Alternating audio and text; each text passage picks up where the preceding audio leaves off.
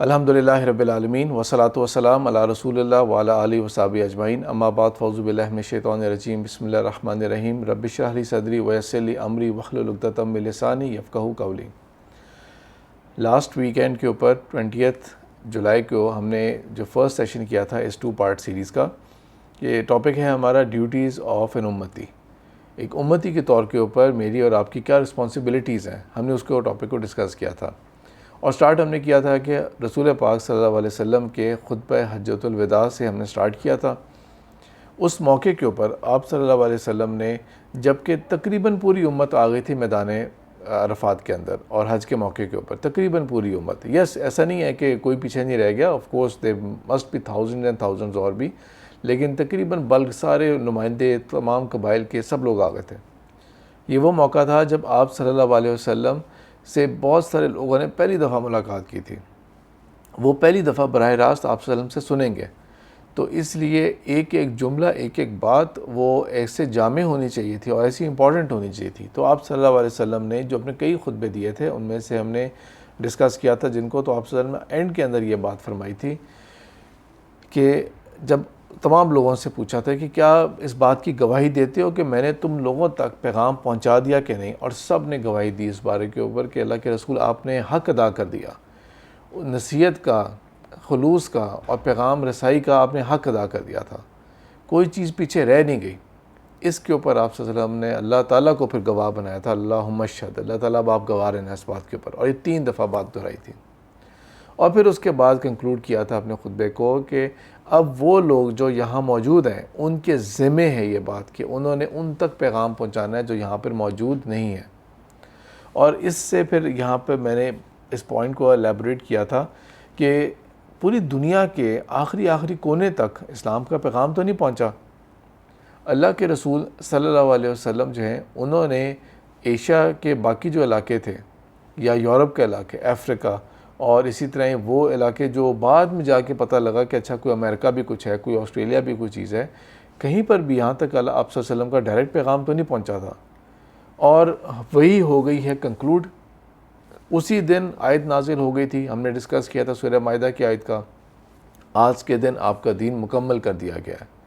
تو دین مکمل ہو گیا، وہی کے دروازے ہمیشہ کے لیے بند ہو گئے، تو پھر کیا چیز ایسی تھی کہ آگے تک پیغام کس طرح پہنچے گا دوسرے لوگوں تک؟ تو یہ آپ صلی اللہ علیہ وسلم نے اس ذمہ داری کو اپنے ذات سے منتقل کر دیا اس امت کے اوپر، ہر امتی کے اوپر فرض کر دیا آپ صلی اللہ علیہ وسلم نے کہ it is your responsibility, your duty.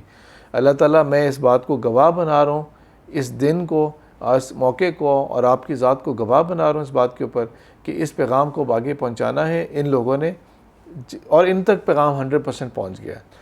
Us importance کو ہم نے اسٹیبلش کیا تھا سب سے پہلے کہ یس، میرے اوپر ایک ذات کے طور کے اوپر یہ بات کی بہت امپورٹنس ہے کہ میں نماز پڑھوں، میں قرآن کو سمجھنے کی کوشش کروں، تلاوت کروں قرآن کی، میں روزے رکھوں، زکوٰۃ اور حج کے بارے میں ضرور میں باشعور رہوں اور اس کی ادائیگی کروں، لیکن ایک امتی کے طور کے اوپر بھی میرا اور آپ کا ایک رول ہے، اور وہ پیغامبری کا رول ہے، میسنجر کا رول ہے۔ میں نے اور آپ نے اس پیغام کو آگے تک، دنیا تک پہنچانا ہے۔ پھر اس کے بعد ہم نے ڈسکس کیا تھا کہ دعوت اور تبلیغ کرنے کے کیا کیا طریقے ہوتے ہیں۔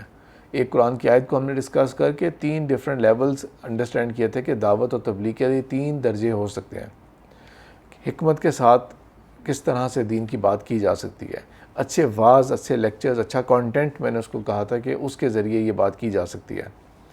پھر اس کے ساتھ میں نے 3rd بات یہ کی تھی کہ جو مناظرہ ہوگا ان لوگوں کے ساتھ جو کسی اور تھیوری کو سامنے لے کے آتے ہیں، جو تو سادہ لو انسان ہے اور ان تک آپ نے بات پہنچانی ہے، تو ان کو اچھے طریقے سے خلوص کے ساتھ بھی بات پہنچا دی جائے گی تو ان کو اس بات کا اثر ہوگا۔ لیکن وہ لوگ جو بالکل کہہ سکتے ہیں نا کک اپ ہو چکے ہیں ان فالس آئیڈیالوجیز، چاہے وہ ریلیجس ہوں، چاہے وہ فلسافیکل ہو، چاہے وہ بالکل ہی اتنی زیادہ دنیا داری، اتنی زیادہ دنیا پرستی تھی کہ وہ بالکل ہی ایتھیسٹ بن گئے ہیں، وہ ان سب کے ساتھ تو آپ کو صرف یہ تو نہیں کہا جا سکتا کہ اللہ نے قرآن میں اس طرح کہا ہے اور اچھے خلوص کے ساتھ آپ بات کریں گے، تو ان کو تو آپ کو جواب دینا پڑے گا ان کی اپنی آرگیومنٹ کی فیلڈ میں جا کے، جس کے لیے you have to be up to that level کہ پہلے ان کے آرگیومنٹس آپ کے سمجھ کے قابل ہوں گے تو آپ کر سکیں گے نا آگے بات۔ آپ کو ٹرمینالوجی نہ سمجھ لگ رہی ہو، آپ کو اس کا کانسیپٹ ہی نہ سمجھ لگ رہا ہو، تو آپ صرف یہ تو نہیں کہہ سکتے کہ پتہ نہیں کون سے کفریات ہیں اور کون کون سی عجیب عجیب باتیں ہیں تو مجھے تو سمجھ سے باہر ہے، لیکن بال یہ پتہ ہے کہ یہ غلط ہے. نہیں، اس سے آپ آرگیومنٹ نہیں ون کر سکتے. یا اس نے ایک روب ڈھایا ہوگا یا اس کا ایک امپریشن پڑا ہوگا، امپیکٹ ہوگا پوری دنیا کے اوپر، وہ شیٹر نہیں ہو سکتا جب تک اس کو اس لینگویج یا اس لیول پہ آ کے ڈسکس نہ کیا جائے.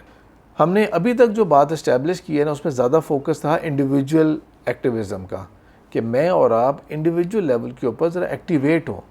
پہلے ہوش کے ناخن تو لیں. ہمیں کیا یہ پتہ بھی ہے کہ میرے اوپر اتنی بھاری ذمہ داری ہے یہ چیز، اور پوچھا جائے گا اور میں اس بارے میں کیئر بھی نہیں کر رہا اس چیز کے بارے میں.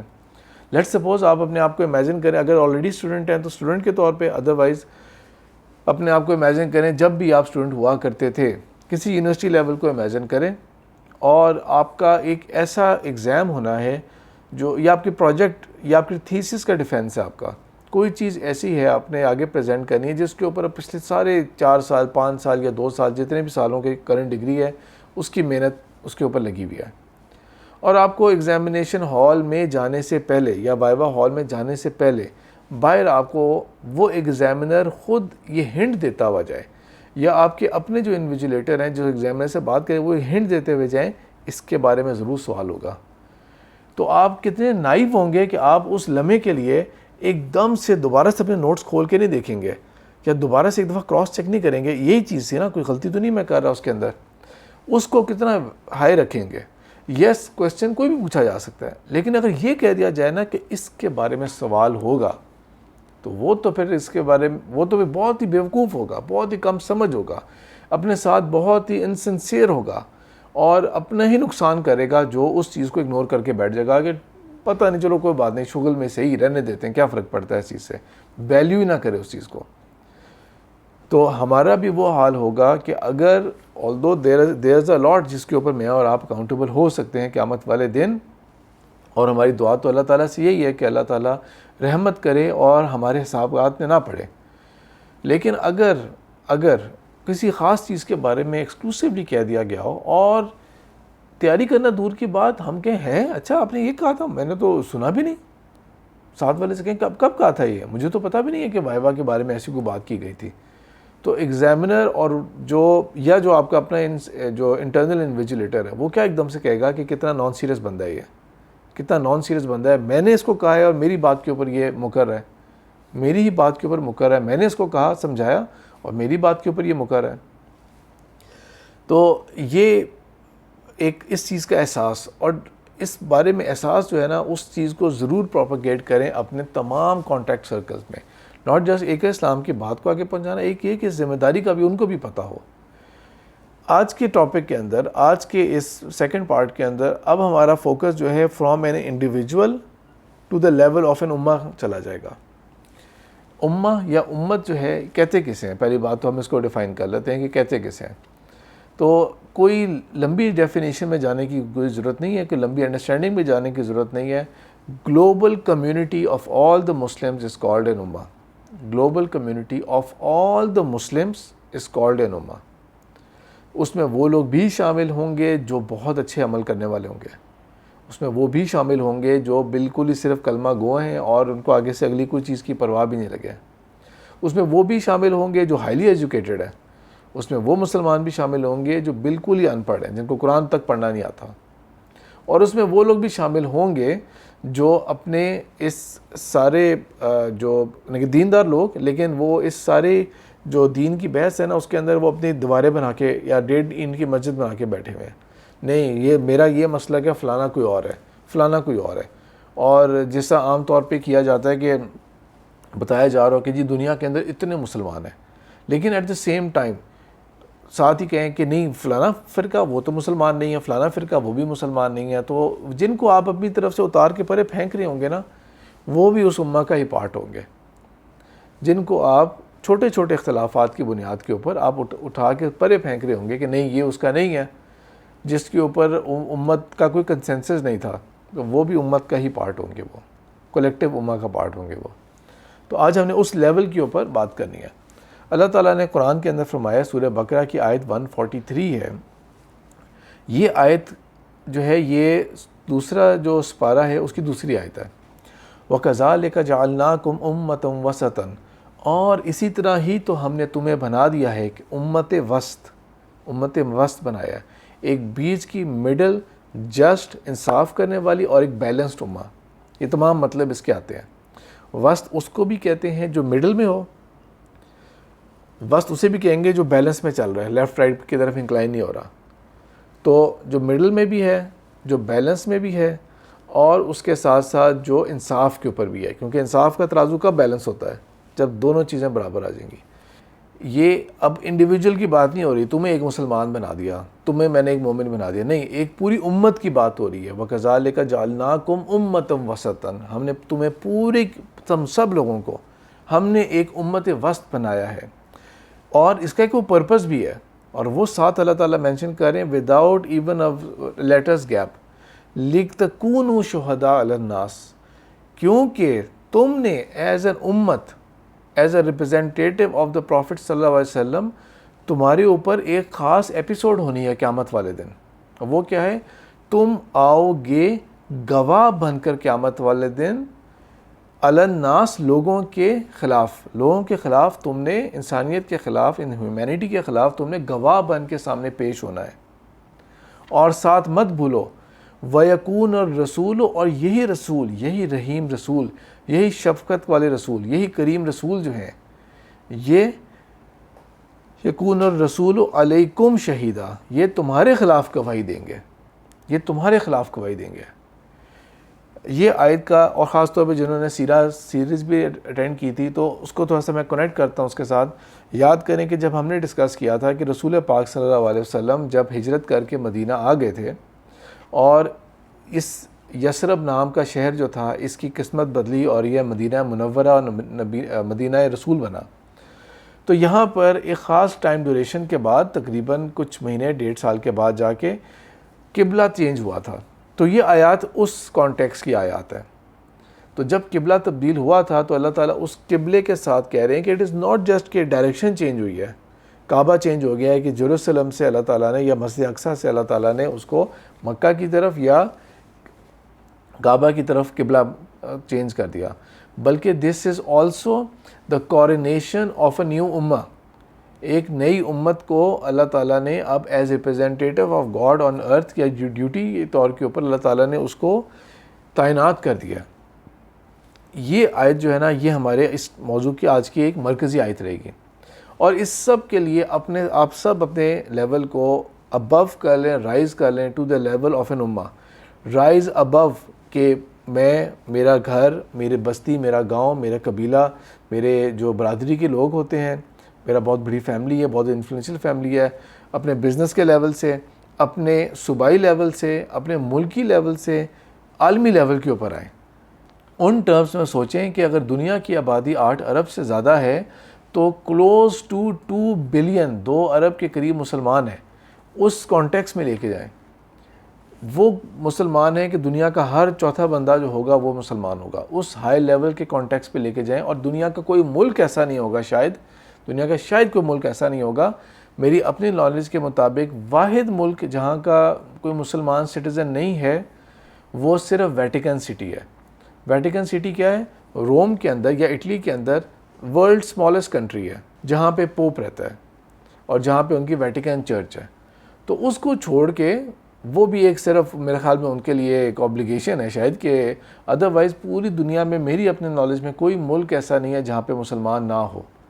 مشرق، مغرب، نارتھ، ساؤتھ، ہر ڈائمنشن کے اندر مسلمان ہے. ہر ریس، ہر لینگویج، ہر کلچر کا مسلمان بیک گراؤنڈ کا ایگزسٹ کرتا ہے. اس لیول کے اوپر جا کے سوچے. تو اللہ تعالیٰ کہتے ہیں کہ میں نے اب تمہیں ایک امت وسط بنایا ہے، کنیکٹنگ امت ہے. 3 مطلب تھے نا اس کے. تو پہلے ایک ہے مڈل امت. مڈل کس کے مڈل میں آ رہی ہے؟ وہ کس چیز کے مڈل میں آ رہی ہے؟ وہ مڈل میں آ رہی ہے in between the prophethood یا پروفٹ صلی اللہ علیہ وسلم and the rest of humanity. یہ درمیان میں یہ ایک چین جوڑی ہے، ایک کڑی جوڑی ہے. یہاں سے تم دونوں کے درمیان میں آتے ہو، امت وسط. تمام انسانیت جس کے لیے رسول پاک صلی اللہ علیہ وسلم کا پیغام تھا اور رسول اللہ صلی اللہ علیہ وسلم، ان دونوں کو جوڑتے ہو تم لوگ.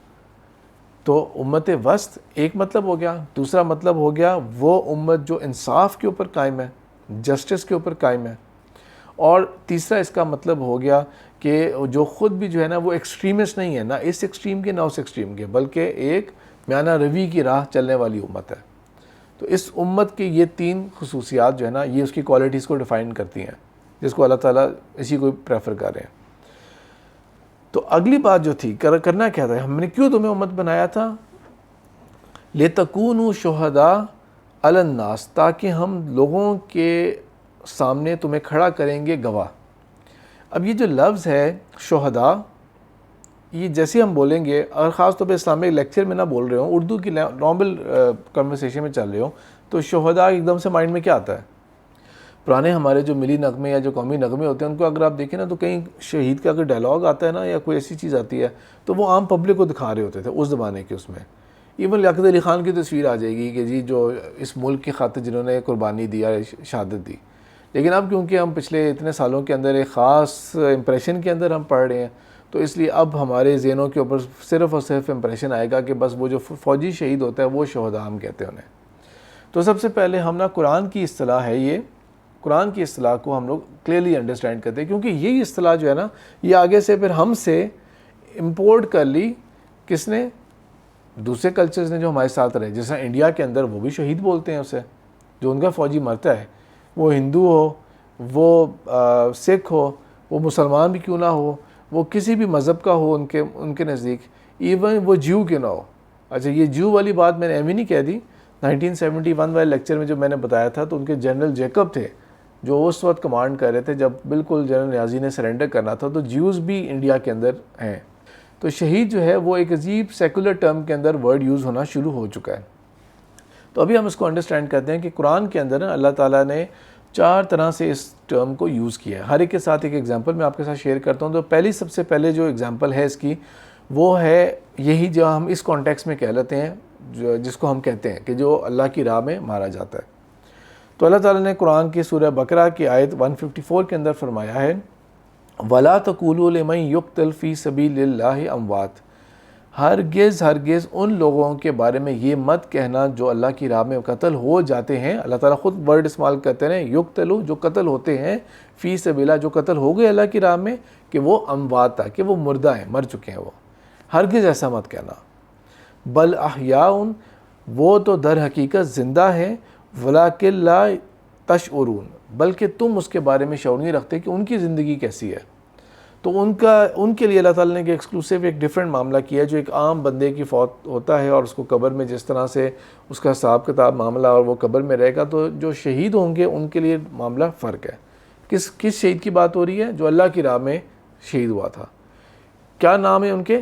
اللہ بہتر جانتا ہے، اللہ بہتر جانتا ہے۔ عین ممکن ہے کہ ہمارے تاریخ کے اندر، چاہے وہ ملکی تاریخ ہو یا ملت کی تاریخ ہو، امت کی تاریخ ہو، اس کے اندر کتنے لوگ ایسے ہوں جن کا نام تک ہمیں نہیں پتہ، کسی کو موڑ کے دیکھا بھی نہیں کسی نے، کہیں ایک جگہ کے اوپر اس کا ذکر نہیں ہوا، وہ اللہ کے نزدیک ان شہداء میں شامل ہو۔ اور عین ممکن ہے کہ ہم کسی کو ہائیسٹ ریوارڈز اور میڈلز دے کے بیٹھے ہوں، اور اس کو یہ میڈل ہے، اس کو یہ میڈل ہے، پاکستان کی ٹرمز کے اندر نشان حیدر اور باقی مسلم کنٹریز کے ٹرم کے اندر واٹ ایور جو بھی ان کا ہائیسٹ ملٹری ایوارڈ ہوتا ہے، تو انہوں نے وہ عطا کیا انہیں، لیکن اللہ کے نزدیک وہ شہادت نہ قبول ہوئی ہو۔ تو یہ عین ممکن ہے یہ چیز۔ یہ آیت اور اس طرح ہی سورہ آل عمران کی ایک آیت کے اندر بھی جب اس موضوع کو ڈسکس کیا تو اللہ تعالیٰ نے شہید کا لفظ نہیں یوز کیا یہاں پہ اس آیت کے اندر شہید کا لفظ یوز ہی نہیں کیا اللہ تعالیٰ نے۔ ہاں ضرور ایسی بات نہیں ہے کہ وہ شہید کا لفظ اس کے اوپر اپلائی کرنا ہی غلط ہے، نہیں، شہید کا لفظ حدیث میں استعمال ہوا ہے، لیکن قرآن کے اندر یہ جو 2 پرائمری آیات ہیں جو ہر جگہ کوٹ ہو رہی ہوتی ہیں، ان کے اندر یہ ٹرم، یہ ورڈ نہیں یوز کیا گیا۔ اب ہم آتے ہیں سیکنڈ، اس کی کیا میننگ ہوتا ہے۔ دوسرا مطلب ہوتا ہے اس کا مددگار کے سینس کے اندر، ہیلپرز کے سینس کے اندر۔ سورہ بقرہ ہی کے بالکل ابتدا کے اندر اللہ تعالیٰ نے فرمایا ہے، جب اللہ تعالیٰ قرآن کے شروع کے پارٹ کے اندر مینشن کر رہے ہوتے ہیں فَإِن كُنتُمْ فِي رَيْبٍ مِّمَّا، اگر تمہیں اس کتاب کے بارے میں کوئی بھی شک ہے، ذرا سا بھی شک ہے تمہیں، نزلنا علی عبدنا، جو ہم نے نازل کیا اپنے بندے کے اوپر، رسول اللہ پاک صلی اللہ علیہ وسلم کے اوپر، اگر تمہیں ذرا سا بھی شک ہے نا اس میں کہ یہ ورڈ آف گاڈ نہیں ہے، اس کے اندر کوئی جبرائیل نے بھی کوئی حصہ ڈال دیا ہوگا، کوئی حصہ جو ہے وہ رسول پاک صلی اللہ علیہ وسلم نے نعوذ باللہ ڈال دیا ہوگا، کوئی حصہ کمیونیکیٹ ہوتے ہوتے بھئی 1400 سال 1450 سال گزر گئے ہیں، کتنے آلٹریشنز آئی ہوتی، کون حساب رکھ رہا ہے اس چیز کا، تو کچھ نہ کچھ تو آلٹر ہو گیا ہوگا. تو تمہیں اگر ذرا سا بھی شک ہے اس کلام کے اندر تو تم کیا کرو، فَأْتُوا بِسُورَةٍ، پھر تم بھی اس جیسی کوئی ایک سورت اٹھا کے لے آؤ، پورا قرآن نہیں، کوئی ایک سورت اٹھا کے لے آؤ تم بھی ایک جیسی جو اس کے مقابلے کی ہو، اس کو چیلنج کر سکے. تم بھی اٹھا کے لے آؤ کوئی ایک سورت. وَدْعُوا، اور بلاؤ، شُہَدَاءَکُم مِّن دُونِ اللَّہ، اللہ کو چھوڑ کے جتنے بھی تم مددگار پکڑ سکتے ہو بلا کے لے آؤ. جس کی تفسیر کے اندر ہوتا ہے کہ تمہیں لگتا ہے شاعری ہے، اٹھا کے لے آؤ جتنے بھی شاعر ہیں. تمہیں لگتا ہے کہ کوئی شیاطین اور جنات ہیں، بلاؤ شیطانوں کو، چلے کاٹو، جس طرح مرضی بلا سکتے ہو جنات اور شیاطین کو جو قابو کیا ہوتا ہے، جو بھی کیا ہوتا ہے، بلا کے لے آؤ. غلط ہے صحیح ہے وہ ایک الگ بات ہے، لیکن بلا کے لاؤ بھی، لے آؤ ان کو بلا کے، کہ اگر تمہیں لگتا ہے شیطانی کلام ہے، یا تمہیں اس بارے میں لگتا ہے کہ یہ کسی اجمی سے سیکھ کے آتے تو بلا کے لے آؤ. جو اسکالرس کو لے آؤ، کرسچن اسکالرس کو بلا کے لے آؤ، تمام لوگ، انسانیت کے لوگ جمع ہو جاؤ، ہسٹورینس کو اٹھا کے لے آؤ، لینگویج کے ایکسپرٹس کو اٹھا کے لے آؤ. تو شہداءکم من دون اللہ، جتنے بھی تم اللہ کو چھوڑ کے، کیونکہ کلام اللہ کا تھا، پوری تخلیق، پوری کائنات، پوری تخلیق ایک طرف ہو جائے، صرف اللہ کا وہ الگ کلام، یہ سارے مل کے اس کے ایک سورہ کے برابر بھی کوئی چیز نہیں کر سکیں گے. ان کو تم صادقین، اگر چیلنج قبول کرتے ہو تو لے کے آؤ. تو یہاں پر سیکنڈ میننگ استعمال ہوا تھا شہداء کا، اور وہ یہ تھا ہیلپرز کی فارم کے اندر، مددگار لے کے آؤ اپنے لیے، مددگار لے کے آؤ. تھرڈ اس کا میننگ استعمال ہوتا ہے اس کے لیے جو بندہ موجود ہوتا ہے، جو بندہ موجود ہوتا ہے اس کے لیے استعمال ہوتا ہے. اس کے لیے میرے پاس آیت ہے سورہ بقرہ کی آیت 133. اللہ تعالیٰ فرماتے ہیں ام کنتم شہداء، کیا تم اس وقت موجود تھے، کیا تم اس وقت کھڑے ہوئے تھے، وہاں پہ موجود تھے تم، اذ حضر یعقوب الموت، جب یعقوب کے اوپر موت کا وقت ہوا تھا، یعقوب علیہ السلام کے اوپر جب موت کا وقت تھا. اور یعقوب علیہ السلام کا ہی دوسرا نام جو تھا وہ اسرائیل بھی تھا. تو یہ بنی اسرائیل کی جہاں سے نسل چلی تھی، اب یہ ان کے فادر کی بات ہو رہی ہے. تو یہاں پر اللہ تعالیٰ نے اس کا ایک تھرڈ کانٹیکسٹ کے اندر اس کو یوز کیا ہے. تھرڈ کانٹیکسٹ کے اندر جو موجود ہو، جو بندہ فزیکلی موجود ہو، اس کو کہتے ہیں. لاسٹلی جو اس کانٹیکسٹ میں یہ ورڈ استعمال ہوا ہے وہ ہوتا ہے گواہ کی سینس کے اندر، وٹنس کی سینس کے اندر. اس کے لیے ایک بہت ایکسپلیسٹ قرآن کی آیت ہے سورہ نور کی آیت نمبر 23. والذین یرمون المحصنات، جو کوئی محسن پاک دامن عورتوں کے اوپر الزام لگاتے ہیں، تہمت کا الزام تراشی کرتے ہیں. یہاں پہ ایکسکلوسیولی بدکاری کے اور اس جیسے جو کریکٹر، یعنی کہ اس جیسا الزام کی بات ہو رہی ہے، یہاں پہ ایکسکلوسیولی اس کریکٹر کی بات ہو رہی ہے. تو اس کے بعد کیا ہے، ثم لم یاتوا، پھر اس کے بعد ہرگز نہیں وہ لا پاتے، بے اربات شہداء، 4 گواہ نہیں لا پاتے. اب یہاں پہ ایکسکلوسیولی وٹنس کے سینس میں بات ہو رہی ہے کہ گواہ لے کے آؤ، 4 گواہ نہیں لے کے آتے تو پھر ان کے اوپر سزا کا حکم جاری ہو رہا ہے کہ پھر ان کو تم نے 80 کوڑے مارنے ہیں، اور ان کی گواہی دوبارہ کبھی قبول نہیں ہوگی کسی صورت بھی. ان کی کرنٹ سزا کیا ہے کہ 80 کوڑے مارے جائیں گے، دوبارہ ان کی گواہی کبھی قبول نہیں ہوگی، اور یہ ان کے اس فسق کی وجہ سے ہے. تو یہاں پہ 4تھ میننگ آ گیا اس کا. تو یہ 4 مطلب کے اندر استعمال ہوتا ہے. اور اگر ہم بہت باریک بینی سے دیکھیں نا تو یہ چاروں انٹر لنکڈ بھی ہیں. جو موجود ہوگا وہی گواہی دے سکتا ہے، جو موجود ہوگا وہی مددگار ہو سکتا ہے، اور جو موجود ہوگا وہی مدد کی اس انتہا کو پہنچ سکتا ہے جو شہادت تک بھی ہو جائے. تو اگر ہم ایک طرح سے دیکھیں نا تو یہ انٹر لنکڈ بھی ورڈز بن سکتے ہیں. تو ابھی تک اگر ہمیں اس ورڈ کا مطلب فل اپنے، کہتے ہیں کہ فل اپنے سکوپ کے اندر نظر آ گیا اس ورڈ کا مطلب، تو پھر اب انڈرسٹینڈ کرتے ہیں ہم دوبارہ اس آیت کو. بلکہ قرآن کی ایک اور آیت ہے سورہ نساء کی آیت 135، اس کے اندر اللہ تعالیٰ فرمائے یا ایھا الذین آمنوا، اے لوگوں جو ایمان لائے ہو، کونوا قوامین بالقسط، کھڑے ہو جاؤ انصاف کے اوپر، تم لوگ سٹینڈ اپ کرو فار جسٹس، حق کے لیے تم لوگ کھڑے ہو جاؤ.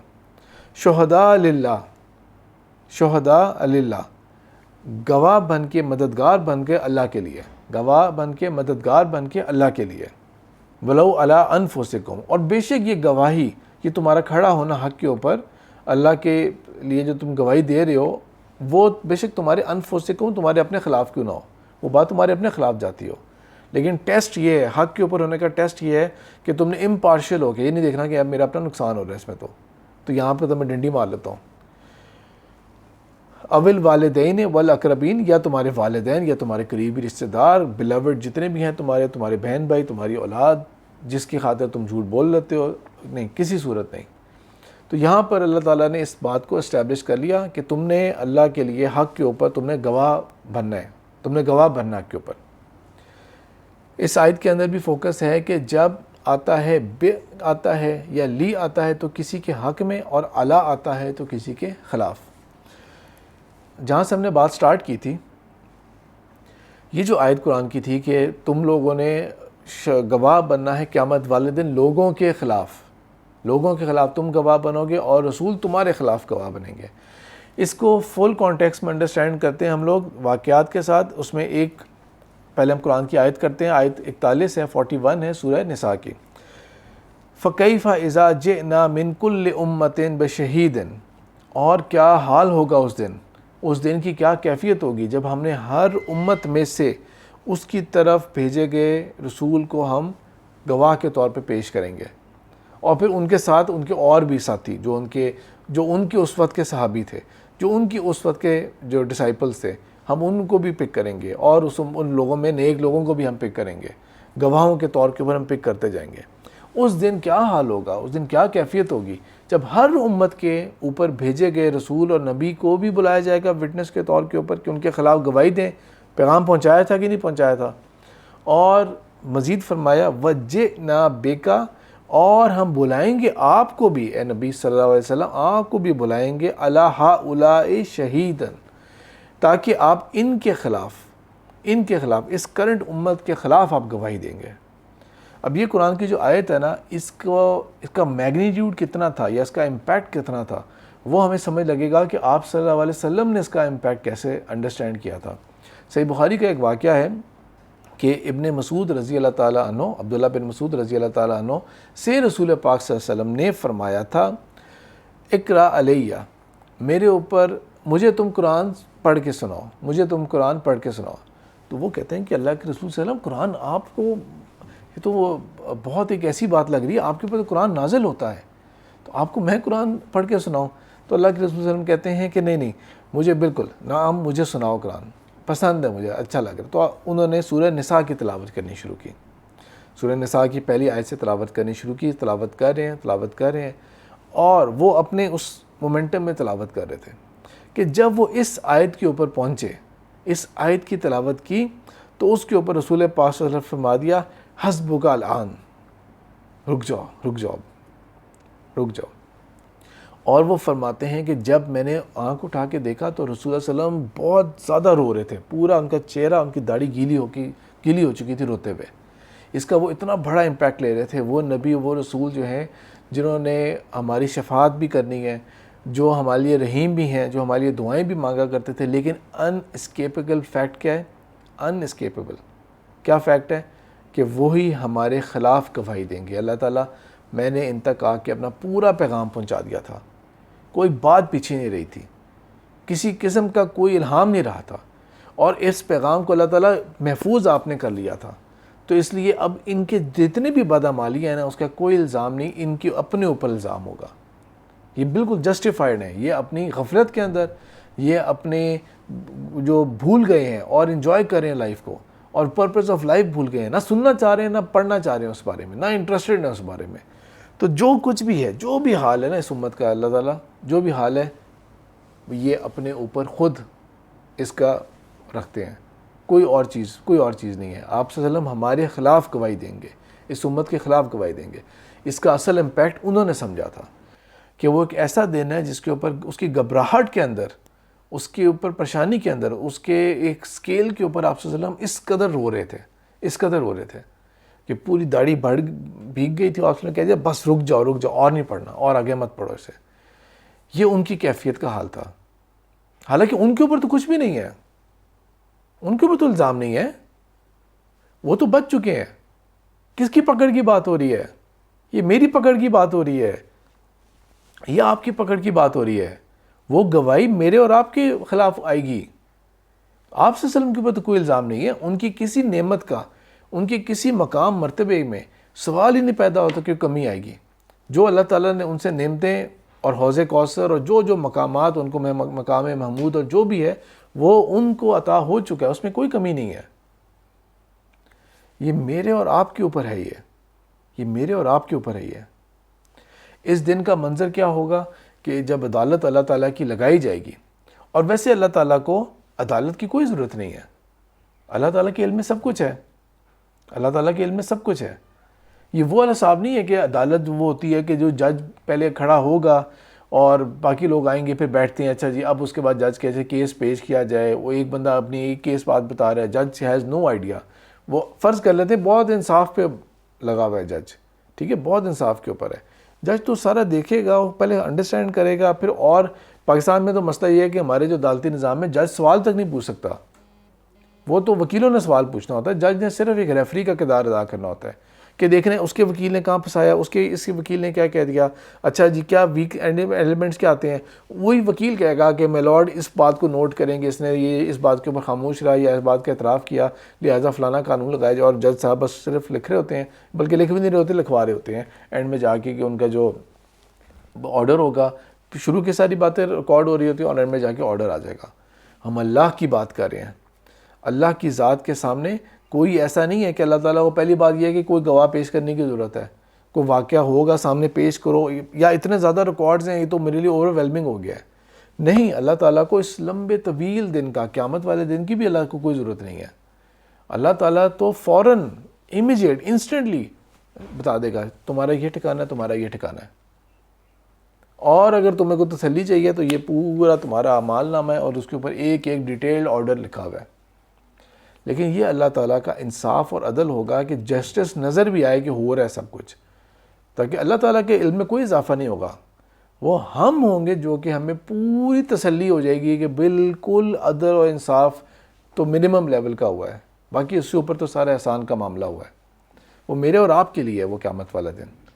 تو اس قیامت والے دن جہاں پہ ایک انڈیویجول لیول کے اوپر احادیث بھی ہیں موجود ہیں جن پہ حساب ہوتا ہے, یہ حساب ہو رہا ہے کہ اسلام کا پیغام پہنچا, امت نے اپنا کردار ادا کیا کہ نہیں کیا. اس کے لیے پیغمبر بھی آئیں گے, باری باری آنا شروع کریں گے. اور اس میں جو پہلے مین رسول, جو پہلے رسول کے طور پہ آئے تھے وہ ہیں نوح علیہ السلام, وہ بھی پیش کریں گے, آئیں گے.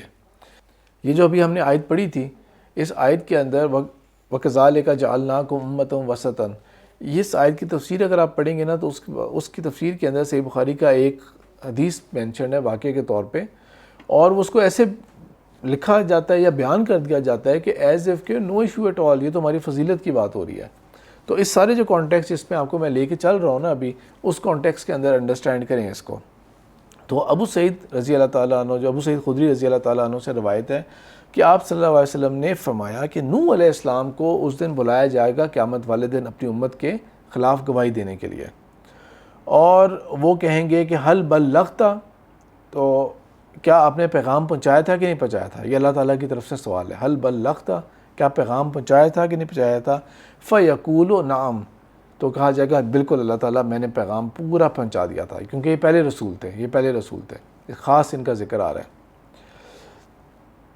اچھا, اس کے اوپر کیا کہا جاتا ہے, پھر امت سے پوچھا جاتا ہے, پھر امت سے پوچھا جائے گا کہ امت بتائے کہ آپ کو پیغام مل گیا تھا. تو یہاں پر فرمایا جاتا ہے کہ امت کیا کہے گی, فَيَقُولُونَ, تو کیا کہیں گے وہ لوگ, لا, نہیں, ہرگز نہیں, ما جاءنا من نبی, ہمارے اوپر تو کوئی نبی نہیں آیا تھا. جھوٹ بول رہے ہیں یہ. پہلی اسٹریٹجی, ٹپیکل اسٹریٹجی امت کیا رن کرے گی اس کے اوپر, وہ یہ رن کرے گی کہ مکر جاتے ہیں, مانتے ہی نہیں ہیں بات سے, انکار ہی کر دیتے ہیں. تو بس آگے کس طرح بات چلے گی, آگے ایسے بات کیسے چلے گی. نوح کے گواہ کون ہے, کون آ کے کرے گا. تو وہ اس مینٹیلٹی کے اندر ہوں گے. تو حدیث کے اندر آتا ہے کہ پھر نوح علیہ السلام کے گواہ لائے جائیں گے, لیکن وہ کوئی اتنے کیس فائنل بن نہیں رہا ہوگا اس دور کے حساب سے, اس دور کے حساب سے. ہمارے پاس کوئی مستند حدیث تو ایسی موجود نہیں ہے, نہ قرآن کی آیت موجود ہے, لیکن کچھ روایات میں فیو ادرس, اور کچھ روایات کے اندر صرف نوح علیہ السلام کے 3 بیٹے ہی تھے جو کہ اینڈ میں بچے تھے, طوفان نوح میں غرق نہیں ہوئے تھے جو باقی. تو اس کے ساتھ کیا مینشن ہوتا ہے کہ پھر جب ساری گواہوں کی بات چل رہی ہوگی نا, چل رہی ہوگی, تو پھر نوح علیہ السلام کہیں گے کہ اللہ تعالیٰ میں اپنے گواہوں کے طور کے اوپر پیش کرتا ہوں محمد کو صلی اللہ علیہ وسلم اور ان کے پھر ماننے والوں کو، میں ان کو گواہ کے طور پہ پیش کرتا ہوں. اور رسول پاک صلی اللہ علیہ وسلم آئیں گے اور وہ اس بات کی گواہی دیں گے کہ نوح نے اپنا پیغام پہنچا دیا تھا، اور جو ساتھی تھے وہ آ کے کہیں گے کہ ہاں پیغام پہنچا دیا گیا. جو آپ صلی اللہ علیہ وسلم کے امت کے ساتھی تھے وہ آ کے کہیں گے پیغام پہنچ دیا تھا. اس کے کیا بیک گراؤنڈ ہوگا، اس بات کی کیا انڈرسٹینڈنگ ہوگی کہ جس طرح مثال کے طور پہ یہ کہ میں اس بارے میں تو کچھ بھی نہیں کہہ سکتا کہ اگلے 5 سال میں پاکستان کے اندر کیا ہونے والا ہے، اس بارے میں تو میں کسی بات کا کوئی وٹنس نہیں ہو سکتا، لیکن میں یہ ضرور بتا سکتا ہوں کہ پچھلے 5 سال کے اندر پولیٹیکل لیول کے اوپر کیا گند ہوا تھا، اس بارے میں ہم ضرور گواہی دے سکتے ہیں. تو لہٰذا واٹ ہیز پاسڈ، جو آخری امت آئی تھی اللہ تعالیٰ اس کو میں پیش کرتا ہوں کہ وہ ریلیجس ہسٹورک اور ان بنیادوں کے اوپر بتائے کہ یہ میں کیا بھیجا گیا تھا کہ نہیں بھیجا گیا تھا. تو کہیں گے ہاں ہمیں دیکھا نہیں تھا، لیکن ہمیں پتہ ہے کہ نوح علیہ السلام آئے تھے، ہسٹورک بیک گراؤنڈس کی وجہ سے بھی اور ریلیجس بیک گراؤنڈس کی وجہ سے بھی. تو اس لیول تک اللہ تعالیٰ جائیں گے. جب یہ ڈرامہ پہلی امت نے دیکھ لیا نا کہ اس طرح جھوٹ بولنے سے کوئی فائدہ نہیں ہوگا، تو آگے پھر کہیں پہ جھوٹ نہیں بولا جائے گا. نوح علیہ السلام کے موقع کے اوپر جا کے جب امت کوئی اور نہیں تھا گواہ، رسول پاک صلی اللہ علیہ وسلم کو آخری گواہ کے طور پہ پیش کیا گیا، اور پھر امت رسول جو ہیں وہ آئے، تو اس کے بعد وہ آگے آئندہ والی امتوں کی جب باری آئے گی تو کوئی یہ ایکسکیوز نہیں لے کے آئے گا کہ نہیں ہم کوئی رسول نہیں آیا تھا، یہ بھی مار رہے ہیں، کیونکہ ان کو پتہ ہے کہ یہ بہانہ نہیں چلنے والا. اور اسی طرح پھر سورہ مائدہ کے اندر عیسیٰ علیہ السلام کا ذکر آتا ہے کہ ان کو بھی بلایا جائے گا، ان سے بھی پوچھا جائے گا کیا تم نے کہا تھا کہ مجھے اور میری والدہ کو تم نے من دون اللہ کو چھوڑ کے مجھے ہماری عبادتوں پر پرستش کرنی ہے. تو اس کے اوپر عیسیٰ علیہ السلام کیا کہتے ہیں. اسی طرح ہی جب رسول پاک صلی اللہ علیہ وسلم تک بات آئے گی اور کہیں گے کہ پیغام پہنچا دیا تھا، اب یہ ہم میدان عرفات کی بات نہیں کر رہے، اب ہم میدان حشر کی بات کر رہے ہیں، قیامت والے دن. اب اس وقت پوچھا ہے پیغام پہنچا دیا تھا، کہیں گے اللہ کے رسول کہیں گے کہ اللہ میں نے پیغام پہنچا دیا تھا. اور پھر امت سے پوچھا جائے گا کہ پہنچا دیا گیا تھا، اور یہ ٹریکل ڈاؤن افیکٹ ہوگا. ہر بیچ سے پوچھا جائے گا، جو پہلا بیچ تھا اگر انہوں نے صحیح حق ادا کر دیا وہ سرخرو ہو گئے کلیکٹیولی انڈیویجولی بھی اس حساب سے، پھر اگلا بیچ، پھر اگلا بیچ، یہاں تک کہ یہ جو معاملہ چلتا رہے گا تو پھر میری باری بھی آئے گی اور آپ کی باری بھی آئے گی. اور پہلا تو یہ ہوگا کیا پیغام پہنچا تھا، تو کیا میں کہہ سکوں گا کہ نہیں پہنچا تھا؟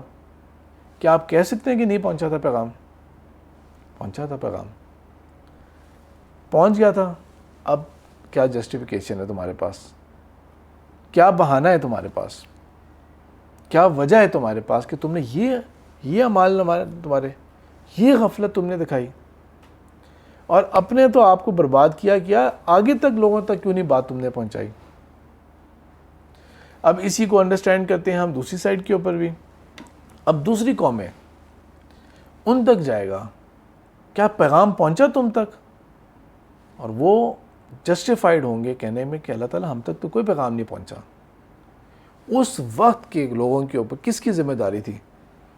اس امت کو بلایا جائے گا کہ ہاں جی کیا کدھر پیغام، اور ہم جیسے کہیں گے کہ اللہ تعالیٰ پیغام پہنچانا تو میں نے تو وہ کام کیا ہی نہیں، ہم نے تو پیغام تو نہیں بھیجا وہاں پہ، ہم نے تو اپنے ویزے بھیجے تھے، اپنی ڈگریاں بھیجی تھیں، ہم نے جاب اپلیکیشن کے لیے چیزیں بھیجی تھیں، پیغام تو نہیں ہم نے کوئی اسلام کا پہنچایا تھا ان تک.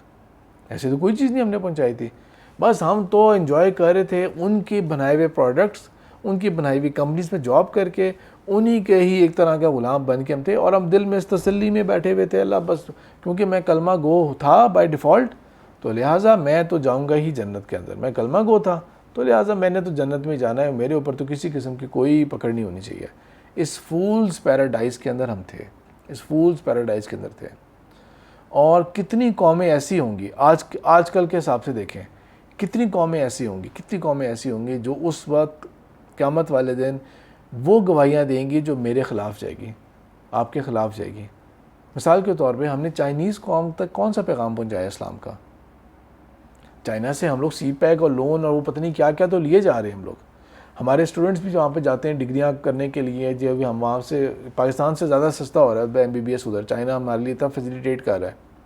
اور ہم نے چائنا سے تجارت بھی کی، یہ بھی کیا، لیکن ہم نے پیغام کون سا پہنچایا؟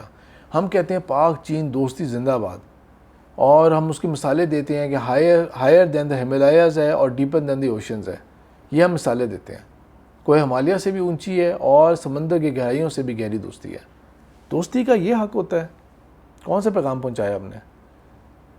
جاپنیز کے ساتھ کون سا پیغام پہنچایا؟ آپ بیسکلی نا پوری امت کو یہاں پہ پوری دنیا کو نا آپ یوں ایک روٹیشن لے کے ایک ملک کا نام لے کے سوچتے جائیں. ایک ملک کا نام جو ہم سے کمزور بھی رہے اور ہم سے بہتر بھی ہیں ہر اعتبار سے. اور یہ تو وہ ممالک ہیں جن کا ہم کہہ رہے ہیں. آپ کو گارنٹی کرتا ہوں میں کہ آپ پیپر پینسل اٹھائیں اور افریقہ کے آپ 10 ملکوں کے نام لکھ کے دکھا دیں. پتہ ہی نہیں ہمیں تو. ذمہ داری دور کی بات، ہمیں پتہ ہی نہیں ہے. جغرافی ہمارے سامنے ہی نہیں ہے. دنیا کے نقشے نہیں ہم پہچانتے.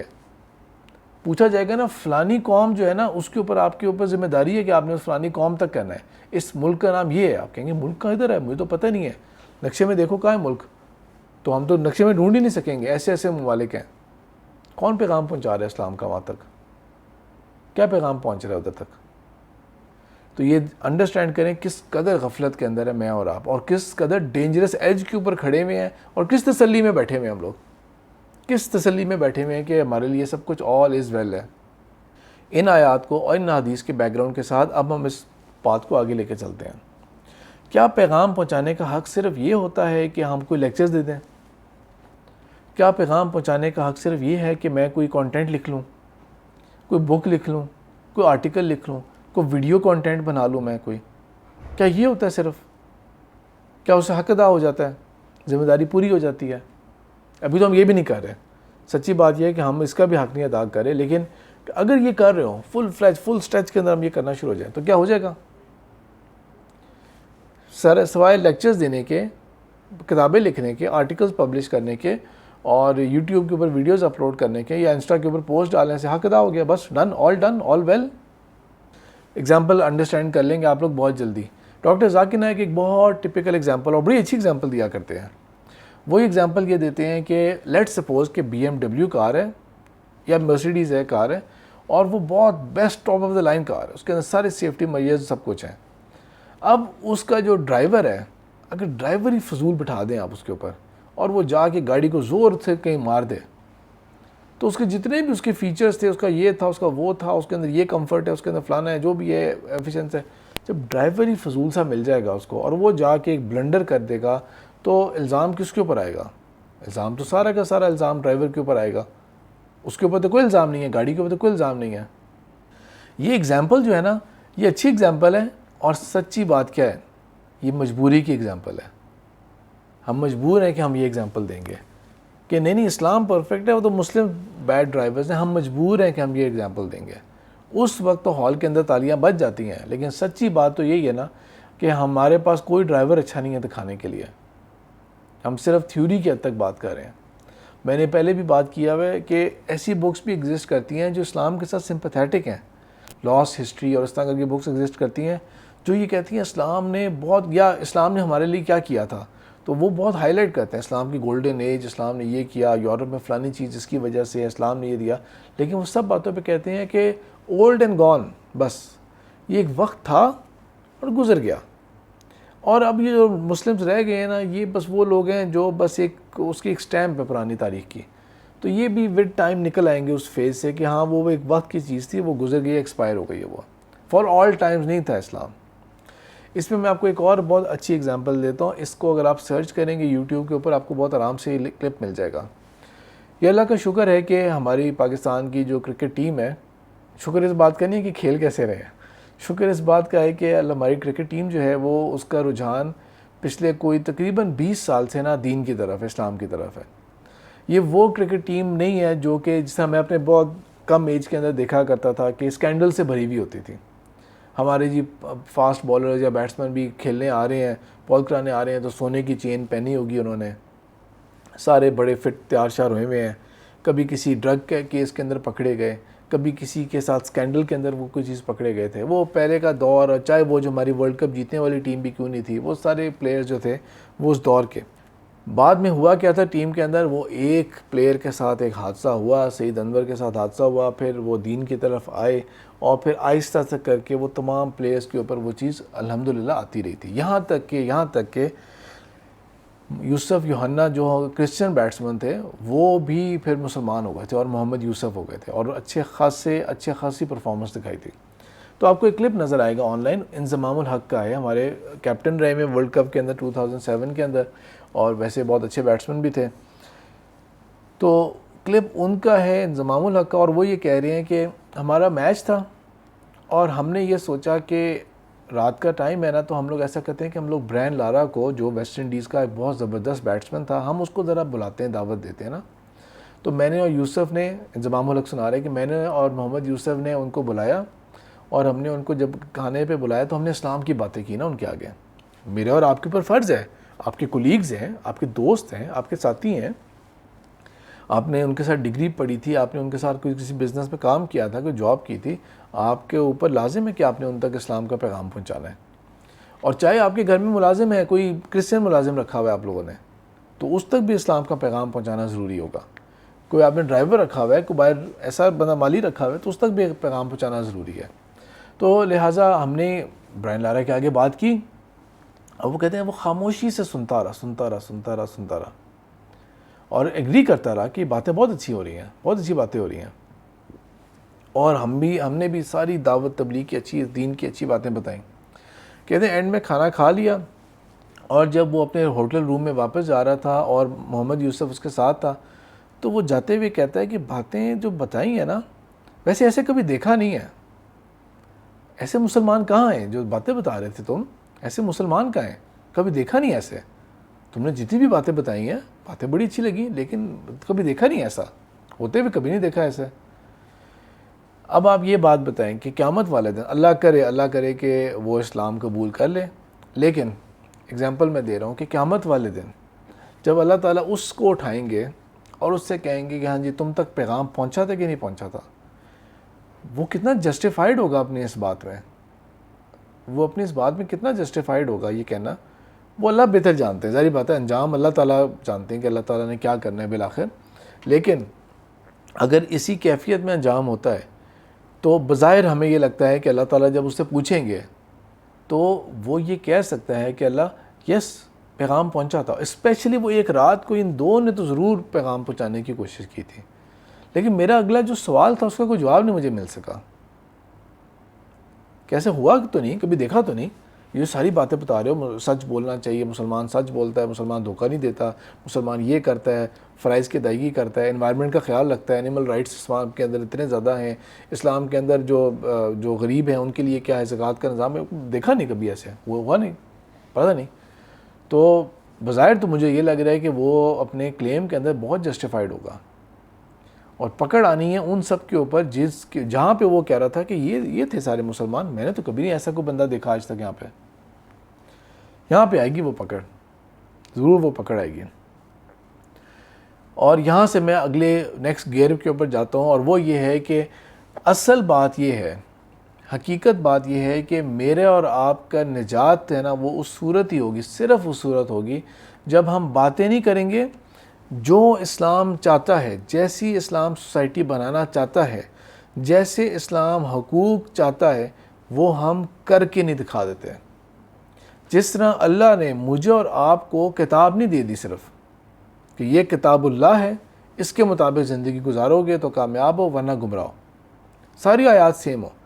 اللہ تعالیٰ نے رسول پاک صلی اللہ علیہ وسلم کے ذریعے کر کے دکھایا, آپ صلی اللہ علیہ وسلم نے اس کی ایک ایک چیز کو کر کے دکھایا, بالکل ویسے جیسے عائشہ رضی اللہ تعالیٰ عنہا سے پوچھنے کے لیے کچھ لوگ آئے تھے, اور یہ واقعہ تب کا ہوگا جب آپ صلی اللہ علیہ وسلم دنیا سے جا چکے تھے. تو انہوں نے آ کے آپ صلی اللہ علیہ وسلم کے اخلاق اور کردار کے بارے میں پوچھنا چاہا کہ ہمیں آپ بتائیں کہ وہ کیسے تھے, ان کا اخلاق کیسا ہوتا تھا بتائیں. تو انہوں نے عائشہ رضی اللہ تعالیٰ نے کہا کہ قرآن پڑھتے ہو نا, تو انہوں نے کہا جی قرآن پڑھتے ہیں. آپ عائشہ رضی اللہ کہا نا وہی ان کا کردار اور اخلاق تھا جو تمہیں نظر آتا ہے اس کے اندر کہ کیا ہونا چاہیے کسی بھی رول کے اندر, اللہ کا بندہ کیسا ہونا چاہیے, اللہ کا عبادت گزار کیسے ہونا چاہیے, نمازی کیسا ہونا چاہیے, روزہ دار کیسا ہوتا ہے, دینے والا کیسے ہوتا ہے, لینے والا بھی کیسا ہوتا ہے, اور اس کے ساتھ ساتھ لیڈر کیسا ہوتا ہے, ایک ریلیٹیو کیسا ہوتا ہے, ہمسایہ کیسا ہوتا ہے, ایک لائف پارٹنر کیسا ہوتا ہے, ایک فادر کیسا ہوتا ہے. ہر رول کو ذکر کر کے دیکھ لیا جائے تو آپ صلی اللہ علیہ وسلم نے ایک اس کی بیسٹ لیونگ ایگزامپل بتائی. ہم قرآن کی آیت پڑھیں اور ہم اس کی ہر آیت کی تشریح ہم ڈھونڈتے ہیں حدیث کے اندر، آپ صلی اللہ علیہ وسلم نے اس کے بارے میں کیا عمل کیا تھا، کیسے بتایا تھا، کیسے کہا تھا۔ وہ حق ادا تب ہوگا جب اس وقت کی امت نے کہا تھا اللہ کے رسول آپ نے حق ادا کر دیا تھا۔ اب میرا اور آپ کا حق صرف تب ادا ہو سکتا ہے جب میں اور آپ ویسی سوسائٹی بنا کے دکھا دیں۔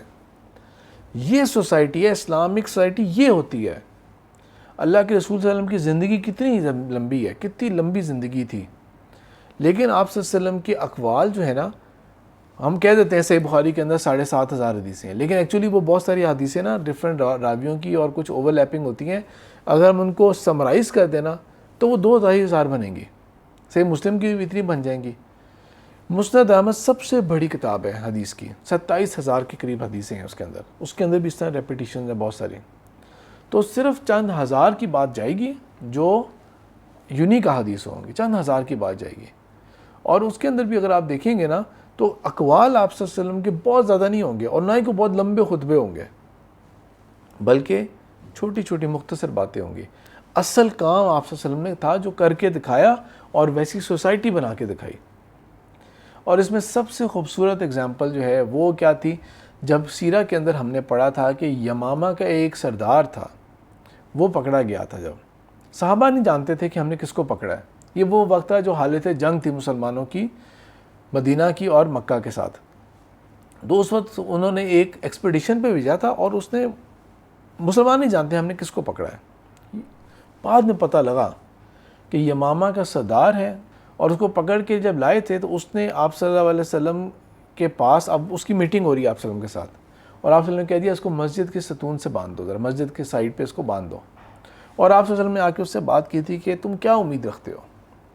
تو اس نے کہا تھا کہ اگر مجھے رحم کر دیں گے، چھوڑ دیں گے، تو یہ جان رکھیں کہ آپ ایک ایسے کے اوپر کریں گے جو احسان اتارنا جانتا ہے۔ اگر قتل کریں گے تو یہ جان رکھیں کہ اس کی قوم جو ہے نا وہ بدلہ لینا جانتی ہے، اور یہ مائنڈ میں رکھیں کہ اگر کچھ آپ کو اس کے عوض چاہیے تو وہ دینا بھی جانتا ہے، اس کو ادا کرنا آتا ہے۔ ایک سرداروں والی لینگویج تھی نا، ایک کنگلی لینگویج تھی اس کی، اس انداز میں اس نے بات کی۔ احسان کر کے چھوڑ دو گے، احسان پاؤ گے میری طرف سے۔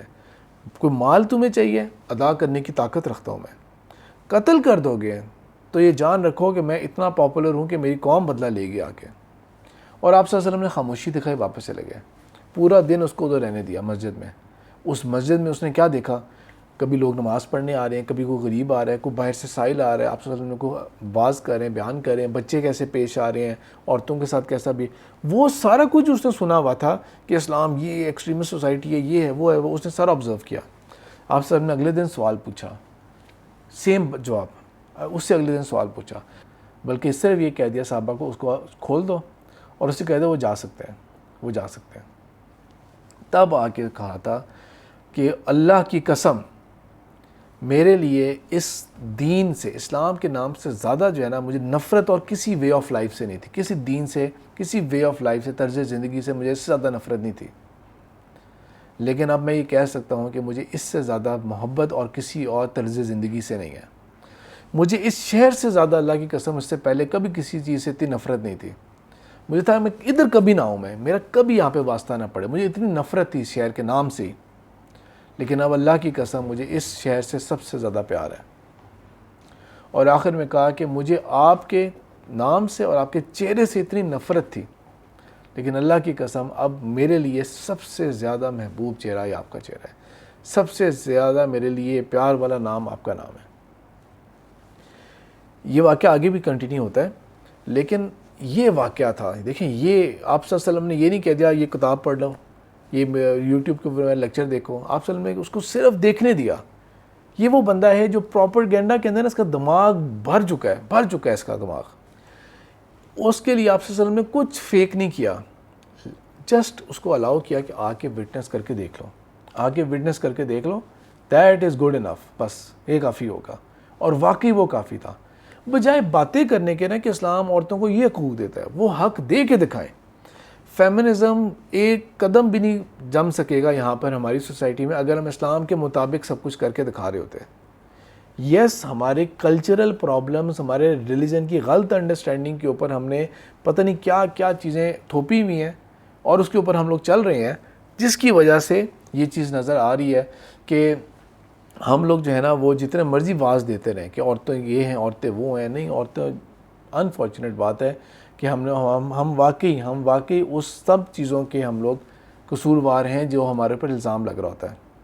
ہم کس منہ سے کہہ سکتے ہیں کہ اینیمل رائٹس کے یہ واقعات اسلام کے اندر ہیں کہ ایک دفعہ ایک اونٹ نے آ کے آپ صلی اللہ علیہ وسلم کے آگے کمپلین کی اور آپ صلی اللہ علیہ وسلم نے جا کے اس کو یہ کہا. آپ صلی اللہ علیہ وسلم نے اس شخص کے بارے میں جنت کی بشارت دی جس نے پیاسے کتے کو پانی پلایا تھا. آپ صلی اللہ علیہ وسلم نے اس عورت کے بارے میں یہ کہا جس نے ایک بلی کو بھوکا پیاسا رکھا ہوا تھا، نہ اس کو آزاد کر کے چھوڑتی تھی نہ اس کو پکڑ. ہم کس منہ سے کہہ سکتے ہیں؟ ہم جو بھی کہیں گے نا، یہ ابھی کیا واقعہ ہوا تھا ہمارے ساتھ کہ سندھ کے اندر وہ ایک اونٹ کی ٹانگ کاٹ دی گئی تھی ایک وڈیرے نے کہ یہ میری فصل کے ادھر آ کے آیا تھا. کس قدر حیوانوں والا کام کیا. اچھا یہ تو ہو گیا حیوانوں والا کام، ہم کہہ سکتے ہیں اس ایک بندے نے کیا. ہم نے ایز اے سوسائٹی کیا کیا؟ ٹھیک ہے، ایک پریشر کریٹ ہوا، پولیس گئی، پولیس آگے کہتی ہے کہ جی وہ ایک تو پہلی بات تو یہ ہے کہ کوئی ایف آئی آر کرنے کے لیے تیار نہیں ہے، اور دوسرا یہ کہ وہ بندہ کہ بھی کہہ رہا ہے کہ میں نے کسی کے خلاف کوئی پرچہ نہیں کرنا، تو لہٰذا ہم تو کچھ نہیں کر سکتے. اس سے زیادہ بیکار قسم کا کوئی نظام ہو سکتا ہے؟ انڈرسٹوڈ ہے، نظر آ رہا ہے کہ وہ کیسے ایک انفلوئنشل فیوڈل لارڈ کے آگے کھڑا ہو سکتا ہے. وہ اسے پتہ ہے پولیس نے اور ہم نے یہ عدالتی نظام تحفظ دے گا. وہ کہہ رہا ہے میں اس ظلم میں ہی خاموش ہوں، مجھے اچھی طرح پتہ ہے میرے ساتھ کیا ہونا ہے. کس منہ سے ہم کہہ سکتے ہیں کہ اینیمل رائٹس اسلام کے اندر اتنے زیادہ ہیں؟ سب سے برا حال ہم نے کیا تھا کہ بھی پوری دنیا کے اندر جی بڑا وہ ہو رہا ہے، ہم اپنی طرف سے خوش ہو رہے ہیں کہ جی وہ باہر کی سیلیبریٹیز پاکستان آ رہی ہیں کہ جی بڑے ایک موومنٹ چل رہی ہے. وہ ایکچولی ہمارے اوپر ایسا تھا کہ اسلام جہاں پہ آباد ہے، اس شہر کے زو کے اندر جی جو ایلیفنٹ ہے اس کی ہیلتھ ورسٹ ہے پوری دنیا کے اندر. ورلڈز موسٹ لونلیسٹ ایلیفنٹ کا ٹائٹل اس کو دے دیا. پوری دنیا کی کمپین چلی تھی کہ ہم نے، اور ہم اتنے بیکار ہیں کہ ہم اس کی فنڈ ریزنگ کر کے ہم اس کو آزاد کر دیں اور ہم کہہ دیں ٹھیک ہے ہم پاکستان واپس اس کو ہم کیمبوڈیا، سری لنکا یا ان کنٹریز میں ہم بھیج دیتے ہیں. وہ بھی باہر سے کراؤڈ فنڈنگ ہوئی، باہر کی ٹیم آئی، اینیمل کو سیفلی لے کے گئی، اور کیا مذاق بنا ہوگا ہمارا. پھر ہم نے فیصلہ کیا کہ ہم زو بند کرتے ہیں، اسلام آباد کو زو بند کرتے ہیں ہم لوگ. تو ایسا کرتے ہیں کہ یہ جانور جو ہے نا ہم ان کو بھیجتے ہیں لاہور، بھیج دیتے ہیں دوسرے زو میں. تو ذرا اس پچھلے تو 4 سال پرانی خبر دیکھیں یا 5 سال ہو گئے ہوں گے، ذرا چیک کریں اینیملس کو نکالنا کیا تھا، جو دھوئیں اور اس کے ساتھ اینیملس کو وہ کرنا تھا، وہ شیر وغیرہ سب کو ہم نے ویسے ہی مار دیا تھا. بیکار ترین اپروچ ہماری ہر معاملے کے اندر. تو ہم کس منہ سے کہہ سکتے ہیں کہ وہ سوسائٹی ہم نے اس طرح کریٹ کی ہوئی؟ ہمیں پہلے وہ سوسائٹی بنانی پڑے گی جہاں پہ غریب کوئی بھوکا نہیں سوتا. حقیقت کے اندر وہ زکوٰۃ کا نظام ہو کہ جو ہم باہر کے بارے میں یا ہماری تاریخ کے اندر بھی آتا ہے کہ عمر بن عبدالعزیز کے دور کے اندر وہ ہو گیا تھا کہ زکوٰۃ دینے کے لیے لوگ ہوتے تھے لیکن لینے والا کوئی نظر ہی نہیں آتا تھا. ہر کوئی اس قدر خوشحالی میں، کیونکہ زکوٰۃ کے سسٹم کو نا ایک وقت ملا تھا، پیور سسٹم کو ایک دائرہ ملا تھا. تو سوسائٹی بنانی پڑے گی. سوسائٹی ایسے نہیں ہو جائے گی جب تک ہم بنا کے دکھائیں گے نہیں کہ دیکھو یہ اسلام ہے، یہ اس کا رول ماڈل ہے، اینڈ دیٹ از سفیشینٹ انف. اور یہی اصل میں سارا کا سارا مقصد تھا پاکستان کی کریشن کا. سارا کا سارا مقصد تھا پاکستان کی کریشن کا. علامہ اقبال کا جو 1930 کا الہ آباد والا خطبہ تھا، اس کا میں ایک ایکسٹریکٹ والا حصہ پڑھ رہا ہوں میں. I therefore demand، اور یہ انگلش میں تھا، یہ مائنڈ میں رکھیں. یہ جو انہوں نے دسمبر 1930 میں الہ آباد میں خطبہ دیا تھا، آڈینس جو تھی وہ تو آپ جلسے میں کیسے لوگ ہوتے ہیں جلسے میں، اقبال نے یہ لیکچر دیا تھا انگلش کے اندر تاکہ جو انٹلیکچوئل ایلیٹ ہے ان تک یہ بات پہنچے. I therefore demand the formation of a consolidated Muslim state in the best interest of India and Islam. For Islam, بیچ میں بات کٹ ہو رہی ہے، انڈیا کے لیے دلیل تھی کہ انڈیا کے لیے کیوں یہ ضروری ہے کہ ایک مسلم ریاست بنے. For Islam it will be an opportunity to rid itself of the stamp that Arab imperialism was forced to give it. اسلام کے لیے کیوں؟ تاکہ اسلام کے اوپر جو ہمارے تاریخ کی وجہ سے جو داغ دھبے آ گئے ہیں نا وہ ہٹا دیے جائیں. کون سے داغ دھبے؟ عرب امپیریلزم کی وجہ سے. بنو امیہ اس کا دور جو گزرا تھا تقریباً 100 سال کا، اور اس کے بعد جو بنو عباس کا دور گزرا تھا وہ جو اس کے وہ بہت آڈ قسم کا ہے، کیونکہ اس کی ڈکلائن بہت ہی لمبا ڈیٹیل تک تھا، کہ وہاں سے لے کے، کیونکہ دنیا ساری اس سے کرتی ہے، دنیا کہتی ہے اسلام وہ تھا، ہاں وہ ہم گئے بھی ہیں، تاریخ دیکھی بھی ہم نے، اس کے اندر وہ ایک خلیفہ بیٹھا ہوتا تھا آپ کا، اور اس کے 6000 کے قریب اس کی باندیاں لونڈیاں اس نے رکھی ہوئی اپنے پاس، اتنا بڑا محل ہے اس کا، اس قدر عیش و عشرت میں وہ لوگ رہ رہے ہیں، وہ کر رہے ہیں۔ تو اقبال نے کہا تھا کہ ہم اس لیے چاہتے ہیں اسلام کی خاطر ایک مسلم ریاست، کیوں؟ تاکہ پہلے تو وہ جو عرب امپیریلزم بادشاہت کا جو دور تھا، اس نے جو اسلام کو نقصان پہنچایا، بنو امیہ بھی اور بنو عباس بھی، تو بنو امیہ اور بنو عباس سے پہلے پیچھے کیا تھا؟ خلافت راشدہ۔ خلافت راشدہ، خلافت راشدہ کا جو دور تھا وہ اسلام کہہ رہے ہیں اقبال، باقی کو کہہ رہے ہیں کہ وہ پھر آگے عرب امپیریلزم نے اپنی عیاشیاں لگائی تھیں انہوں نے، اس کے بعد پھر اس کو وہ پیور اسلام کی بات نہیں کر رہے۔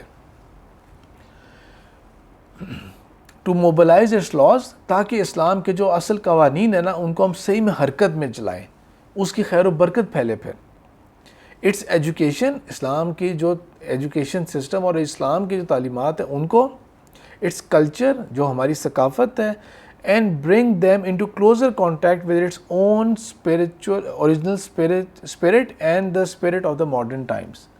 یہ مقصد تھا کہ اب ہم نے کیوں چاہیے ہمیں، تاکہ ان شارٹ یہ ایک رول ماڈل ہم نے بنانا ہے، ایک ایسی ریاست ہوگی جس کے اندر پیور اسلام ایک پریکٹس میں آئے گا، اسلام کا کلچر، اس کے لاز، اس کی ایجوکیشن، اس کا نظام قائم ہوگا، اور ہم اس کو ماڈرن لائنز کے اوپر لے کے آئیں گے پوری دنیا کے آگے، شہادت علی الناس تاکہ بن سکے وہ۔ اسی سے ملتی جلتی باتیں قائد اعظم نے بھی کہی ہیں، اور ان کا یہ جو 1 جولائی 1948 کو جو ان کا لاسٹ پبلک اپیرنس تھی جب اسٹیٹ بینک بنا تھا، اس کا جو ان کا خطبہ ہے جو ویل ڈاکیومنٹڈ ہے، اسٹیٹ بینک کی ویب سائٹ کے اوپر اپلوڈڈ ہے۔ I shall watch with keenness the work of your research organization in involving banking practices compatible with Islamic ideals and social and economic life۔ بہت میں دلچسپی کے ساتھ اس بات کا منتظر بھی ہوں اور دیکھتا رہوں گا کہ آپ کی جو ریسرچ آرگنائزیشن ہے، اسٹیٹ بینک کی بات ہو رہی ہے تو اکنامکس کی بات ہو رہی ہے، کہ وہ کیسا ایک ماڈرن سسٹم لے کے آئیں گے جو اسلام کے ہر تمام چیزوں سے کمپیٹیبل بھی ہوگا اور وہ ضروریات بھی پوری کرے گا۔ آگے فرماتے ہیں the economic system of the West has created almost insoluble problems for the humanity۔ انسانیت کے لیے تباہ کن نہ ختم ہونے والے مسائل پیدا کر دیے ہیں مغرب کے اکنامک سسٹم نے۔ کس کے مقابلے میں ہمارا اکنامک سسٹم ہوگا؟ مغرب کے مقابلے کے اندر۔ اینڈ ٹو مینی آف اس، اور ہم جیسوں کے بہت ساروں کے نزدیک، انٹلیکچوئلس کے نزدیک جو ویژن رکھتے ہیں دنیا کا، it appears that only a miracle can save it from the disaster that now faces the world۔ جو دنیا کو اس نے شکنجے میں لے لیا ہے، اور جس طرح سے پوری دنیا کے اوپر انفلیشن، غربت اور افلاس کا جو ایک وہ سایہ کالے بادلوں کا چھا جائے گا، صرف ایک میریکل ہوگا جو بچا سکتا ہے۔ The adoption of Western economic theory and practice will not help us in achieving our goal of creating a happy and contented people۔ مغرب کے نظام کو اڈاپٹ کر کے ہم کبھی بھی ایک خوشحال معاشرہ اور اپنے مقاصد اسلام کے، وہ جو شہادت علی الناس ہم نے ایک ایسا ملک بنانا تھا، ہم کبھی بھی حاصل نہیں کر سکیں گے۔ We must work our destiny in our own way and present to the world۔ ہمیں اپنا راستہ خود اختیار کرنا اور دنیا کے سامنے پریزنٹ کرنا ہوگا شہادت علی الناس، ٹھیک ہے۔ An economic system based on true Islamic concept of equality, of manhood and social justice۔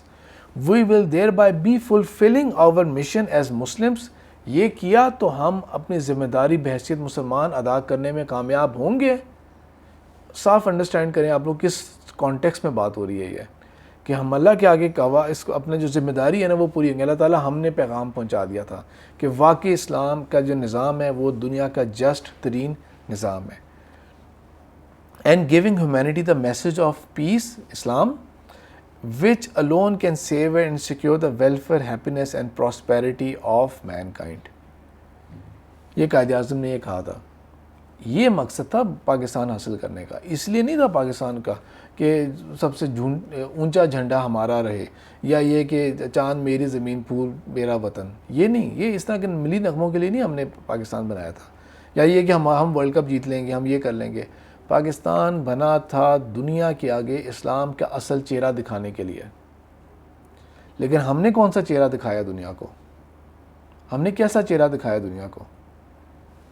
اس قدر ہم نے برا حال کر دیا اس ملک کا کہ پوری دنیا اس وقت پریشان ہے کہ اس ملک کو کس طرح سے ہم نے دہشت گردی، افلاس، غربت، ایٹم بام بھی اس کے پاس ہے، کہاں سے ہم نے اس کو بچانا ہے؟ ہم نے اس ملک کا حال کر دیا ہے۔ کیا ہم اس ٹارگٹ کے قریب بھی ہیں؟ کیا ہم اس راستے پہ بھی ہیں؟ یا کیا ہماری سوچ بھی ہے اس طرح کی؟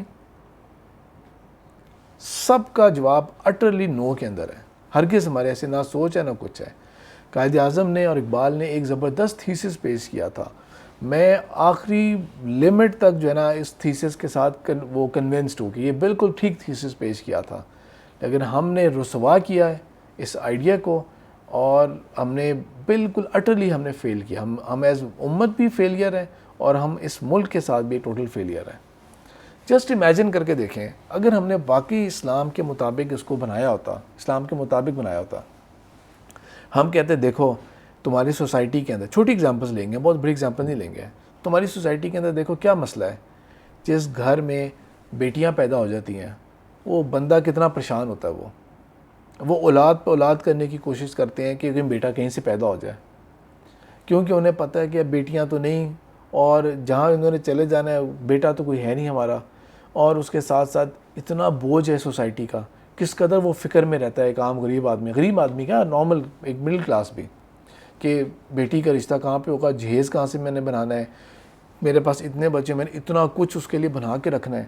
یہ سارا کچھ انڈیا کے اندر ہو رہا ہے، جو ٹھیک ہے پاکستان کے اندر بھی ہو رہا ہے، لیکن امیجن کر کے دیکھیں اس چیز کو کہ اگر ہم نے سوسائٹی بنا کے دکھا دیا ہوتا کہ دیکھو جو تم لوگ پریشانیوں سے مبتلا ہو نا، ہمارے یہاں یہ کوئی پریشانی نہیں ہے، ہمارے یہاں جس کے ہاں بیٹی پیدا ہو جاتی ہے وہ کوئی پریشانی نہیں ہے، وہ اس بات پہ خوش ہوتا ہے، کیونکہ اللہ تعالیٰ نے رسول پاک صلی اللہ علیہ وسلم کو بھی بیٹیاں عطا کی تھیں، تو وہ خوش ہوتا ہے اس بات کے اوپر۔ جہیز تم لوگوں کے لیے لعنت ہے، ہمارے یہاں تو کنسیپٹ ہی نہیں ہے، ہمارے یہاں تو لڑکی کی ذمہ داری ہوگی کہ اس نے پرووائڈ کرنا ہوگا، ہم تو اس طرح لڑکیوں کو بوجھ میں نہیں ڈالتے، اس طرح کے نہ ماں باپ کو ڈالتے ہیں، اس نے اپنی بیٹی دے دی ہے، اس سے بڑی اور کیا بات ہو سکتی ہے۔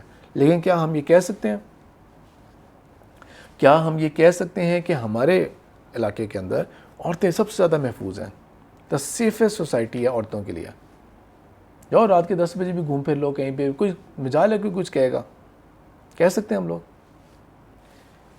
یہ ابھی 2 دن پہلے کا خبر آپ نے دیکھی ہوگی، اسپیسیفکس میں نہیں جاتا، لیکن پنجاب ہی کے شہر کے اندر لٹیروں نے روڈ کے اوپر، یہ ہمارا پنجاب، روڈ کے اوپر جو ہے نا لٹیروں نے بائک کے اوپر ایک میاں بیوی اور ان کا بالکل 3 سال کا بچہ جا رہے تھے، روکا، لوٹا الگ، خامد کی آنکھوں کے سامنے اور 3 سال کے بچے کے سامنے گینگ ریپ کیا اس کا۔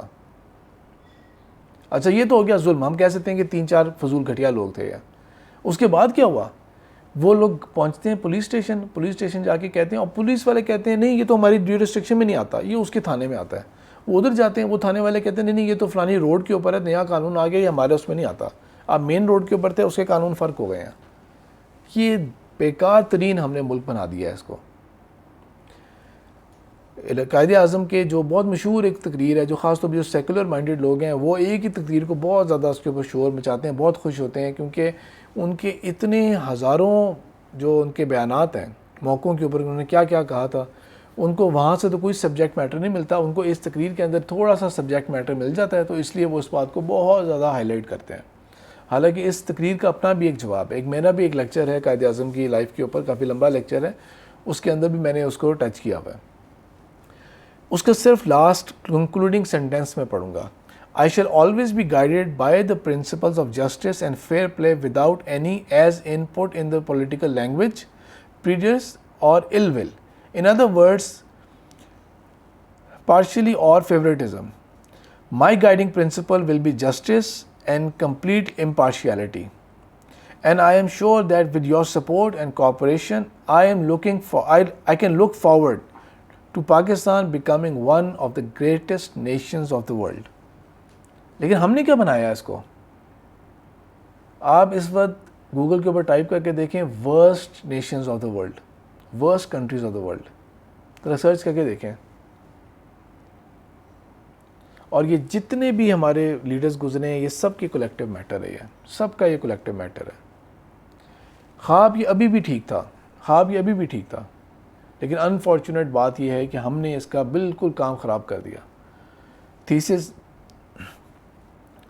یہ ابھی بھی ٹھیک ہے، ہم اس کو دوبارہ سے لک اپ ٹو کر سکتے ہیں، ہم اس کو دوبارہ سے اس چیز کی طرف دیکھ سکتے ہیں، دوبارہ سے ری گروپ کریں ہم لوگ، دوبارہ سے ہم لوگ اسلام کے ساتھ ایسوسیٹ ہو جائیں، اپنی کمفرٹ زون سے نکلیں، خدا کے لیے ہم جذبہ بھریں اپنے اندر کہ اب میں نے کچھ کرنا ہے، اور کچھ نہیں، کم سے کم اگر collectively as a nation, as a امت ہم قیامت والے دن رسوا ہوتے ہیں نا، تو انڈیویجول لیول پہ جب بات آئے گی تو میں کہہ سکوں گا کہ اللہ تعالیٰ اس شہادت علی الناس کے لیے میں نے یہ رول تو کم از کم ادا کیا تھا۔ تو اس کے لیے ضرور اپنے لیے کو اپنے پلانز بنائیں آپ لوگ کہ کیا کام کرنے والا ہے۔ ابھی آپ صلی اللہ علیہ وسلم کا پیغام دنیا تک نہیں پہنچا۔ اقبال نے کہا ہوا ہے جواب شکوہ کے اندر، وقت فرصت ہے کہاں، کام ابھی باقی ہے، نور توحید کا اتمام ابھی باقی ہے۔ اس کے لیے اپنے آپ کو پلان آؤٹ کریں کہ آپ نے پہلے خود کیسے اچھے مسلمان بننا ہے، آپ کے لیے کیا وینیوز ہیں، جو خاص طور پہ آپ میں سے ینگ ہیں اور جو اسٹوڈنٹس ہیں وہ تو ابھی سب سے امپورٹنٹ، سب سے جو کہتے ہیں نا کہ شائننگ سٹار ہمارے لیے وہ ہیں۔ ضرور اپنے کیریئر کو بہت اچھی طریقے سے پلان آؤٹ کریں اور اپنے صبح شام کو اس طرح سے ڈالیں کہ you have to achieve something now, اس طرح نہیں وقت گزر سکتا۔ ہم نے کچھ کر کے دکھانا ہے، ہم نے واقعی اس ملک کو وہ بنا کے دکھانا ہے۔ یس، ہم لوگ مانتے ہیں کہ اس ملک کے اندر کرپٹ لوگ بیٹھے ہوئے ہیں ہر جگہ کے اندر، ہم لوگ پہلے اپنے آپ کو متقی بنائیں گے اور پھر ہم ملک کو سنبھالنے کا کام کریں گے۔ یا آپ میں سے کوئی اور کسی اور علاقے کے اندر بھی ہے تو وہاں پر جو آپ کا رول اس کام کے لیے ہو سکتا ہے اس کو آپ ضرور پریکٹس میں لے کے آئیں گے۔ اللہ تعالیٰ نے قرآن کے اندر فرمایا ہوا ہے، جو ہماری ڈیوٹیز ہیں نا ایز این امت، اس کو ہائی لائٹ کیا ہوا ہے سورہ حج کی آیت نمبر 78 کے اندر، آؤٹ لائن کیا ہوا ہے اللہ تعالیٰ نے ڈیوٹیز ہے آف این امت کی۔ وجاہدوا فی اللہ حق کا جہادی، اس کام کے لیے جس قدر سٹرگل کر سکتے ہو نا اتنی سٹرگل کرو۔ سٹرگل وہ ہونی چاہیے جو اس کا حق ادا کر دیں، جسٹیفائڈ ہو جائے کہ واقعی تم نے کوئی اور چیز نہیں چھوڑی۔ اپنے ہر کام کے اوپر نا یہ چیز ضرور سوچا کریں، can I do better than this or not, and yes you can do better. تو اس طرح اپنے لیے نا ہائر ٹارگیٹس رکھیں، وقت مت ضائع کریں۔ شیطان تو چاہے گا ہی ہے کہ آپ کا وقت ضائع ہو جائے، یا آپ فرقہ واریت میں پڑ جائیں، یا آپ مایوس ہو جائیں، یا آپ تنگ آ جائیں، یا آپ کسی اور راہ میں لگ جائیں۔ شیطان تو یہی چاہے گا۔ اللہ تعالیٰ کہہ رہے ہیں ہوا اجتباکم، میں نے تمہیں چن لیا ہے اس کام کے لیے، میں نے تمہیں اس کام کے لیے چن لیا ہے۔ وما جعل علیکم فی الدین من الحرج، اور اس دین کے معاملے کے اندر تمہارے اوپر کسی قسم کے کوئی مشکل تنگی اور کوئی سختی نہیں ہے، کوئی چیز مشکل نہیں ہے انڈرسٹینڈ کرنی، کوئی چیز پریکٹس کرنی مشکل نہیں ہے۔ اللہ تعالیٰ کہہ رہے ہیں یہ دین جو ہے نا یہ بہت سالڈ چیز ہے۔ یہ مثال کے طور پہ آپ کی امپلائمنٹ ہوتی ہے کسی مارکیٹنگ کمپنی کے اندر، اور انتہائی فضول پروڈکٹ ہے، کیا مارکیٹنگ کر لیں گے آپ اس کی، کیا مارکیٹنگ کر لیں گے اس کی؟ جیسے اس کا ڈیمو دکھانے کا وقت آئے گا آپ کو ہر وقت شرمندہ کروائے گا، کیا مارکیٹنگ کریں گے آپ اس کی؟ یہاں پر دین جو ہے اللہ تعالیٰ کہہ رہے ہیں کہ یہ جو دین ہے نا اس میں کسی قسم کا کوئی حرج نہیں ہے، اس میں کسی قسم کا کوئی لوپ ہول نہیں ہے، بہت بہت سالڈ ہے، یہ بہت سالڈ ہے، تمام اصولوں پہ بیٹھے گا یہ، بلکہ اصول اس کے مطابق بنیں گے۔ ملت ابیکم ابراہیم، یہ تمہاری وہی ملت ہے جو تمہارے باپ ابراہیم علیہ السلام کی تھی، جس طرح وہ اپنے آپ کو کس طرح سے ایگزاسٹ کیا تھا، انہوں نے پوری اپنی زندگی کے اندر انہوں نے کہا ایک فرد واحد کے طور پہ انہوں نے ایک ملت کا رول ادا کیا تھا۔